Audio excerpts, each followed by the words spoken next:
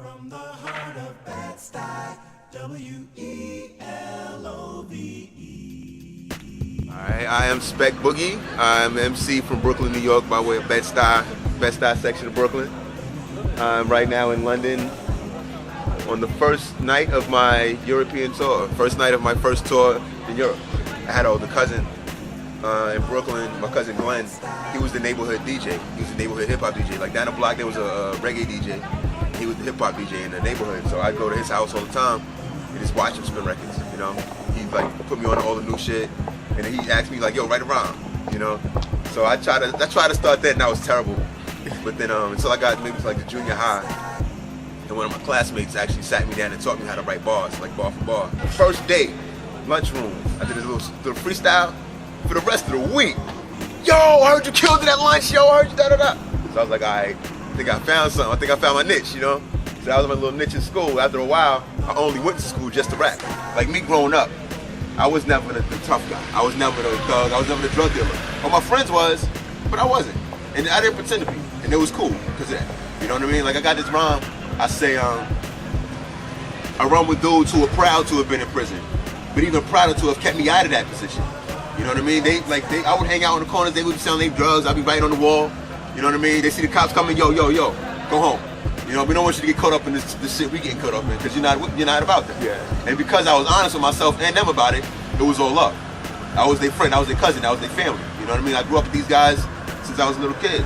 And people look at them like they're some kind of bad people, but to me, they fucking saved my life plenty of times. Because you know, when you're a kid, you want to do what your friends is doing.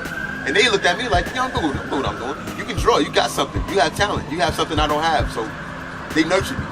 Even like, you know, my parents did too, but there's a certain point in a young man's life where you're not going to listen to your parents. You know what I mean? Your parents ain't going to tell you shit. Your teachers ain't going to tell you shit. Your boys is the one you grow with. Those are the ones you listen to. Those are the people who show you the ropes on how to, you know, survive and shit. And those are the people who kind of, you know, kept me on the right path. Because whenever I hear songs about Brooklyn, especially about Bed Stuy, it's more like the rough shit, you know? Which is a part of it, you know? And this is definitely a part of it I feel proud of, and, you know, stick your chest out about it, but you know, Bed Stuy, nobody can really fuck with us and all that. If you see a group of drug dealers stand on the corner in Bed Stuy, selling their rocks, and an old lady come crossing the street, that nigga with his gun in his waist and all that will help that lady with her groceries up her stairs, because that's just the right thing to do, and we just good dudes like that. That was just a New York thing where it's like, that's kind of how it felt when it happened in New York. Like everything just stopped, shut the fuck down, like whoa, you know? So that's why I just kind of like a pause in the song was, because like, you know, the towers buckled, everything stopped, but nothing like, you know, this in New York, shit has to keep moving. You know, that's why the song picks up and we just keep going, like nothing ever happened, but like, you can't ignore the impact it had, and it opened up a lot of people's eyes, I think. To make like a song like No Knock might not have gotten as much attention as it did if it came out before that happened. Because you know, when sometimes people gotta be smacked, or shaken into, you know, into activity, into being awake. So that's kind of like what that did. A lot of people were walking around, they didn't know shit about the war, you know, until the towers buckled and like, why did this happen? The way we are raised in America is to be very nationalistic, and we don't look outside of America for anything. We grow up and we don't look out, we hardly look past our neighborhood. Fuck the country, you know what I mean? Like across the pond, whatever, what is that? We don't know what's popping over here, we don't care. Most of us, because everything we need is right on our remote control, and we never look outside of America, and we don't realize that America affects the world and the world affects America. And 9/11 was one of those times where it's like, holy shit, we're not alone out here. You know, there's a whole world that cares, you know, there's a whole world that we're a part of. With Guru and Premier, when I met them, man, they were like the friendliest people. They were like they were almost as happy to meet me as I was to meet them. And like every time I seen Guru, he was like just the nicest dude, like just friendly, inviting, just, hey, what's up, man, how you been? And that's just like, this is something that had never happened to me, especially with somebody who I considered a legend. When somebody like that passes, it's a loss. You know what I mean? It's not like he wasn't somebody who was taking away from the world. He was given. But from meeting him and knowing what kind of person he was, or just believing what kind of person he was, that type of, that soul is easily taken advantage of. He was a genuine person. So sometimes when people are that genuine, they don't even realize, they don't have it in their mind that somebody else will be able to take advantage of that. Because it's not in their nature to do that. Why would it be anybody else's? Why would he take advantage of that man's good nature if I wouldn't take advantage of anybody's nature like that? A lot of people in the jazz world didn't have any respect for hip hop until jazz was jazz. You know, they looked at us as noise, kids running around, don't know what the fuck they doing, don't know have no respect for music, The jazz come out, and all of a sudden, oh shit, Ran from Marsalis is on the track, and then that wouldn't happen if it wasn't the marriage. I mean, we were always sampling, we were always gonna sample, but they didn't like it up until Guru was like, why don't you just come on, instead of sampling, you play on it, you know? And just shit like that, you can't take away from that.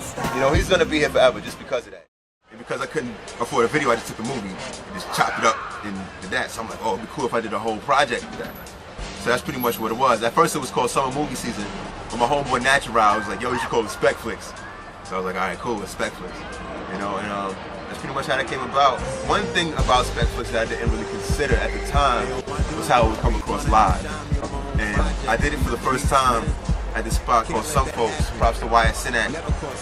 He invited me to do it, and the response was amazing. Introspective's coming out in June.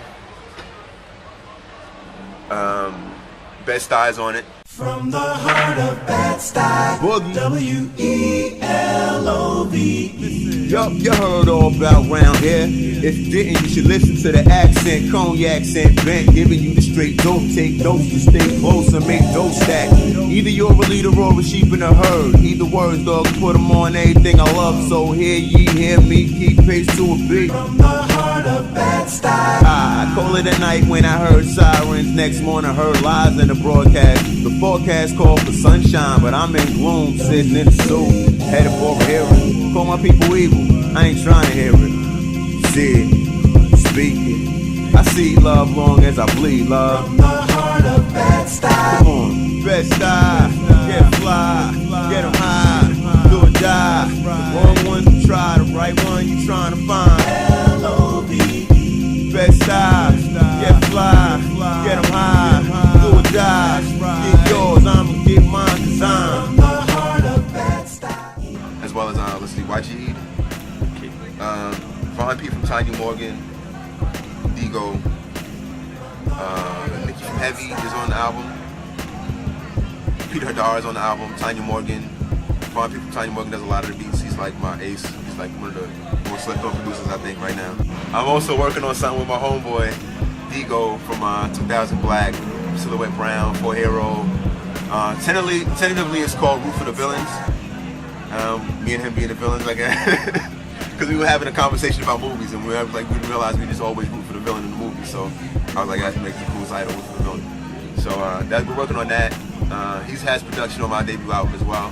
Yo, this is Spec Boogie from the heart of Bed Stuy around the world, here in London town with codeemphasis.com. One love.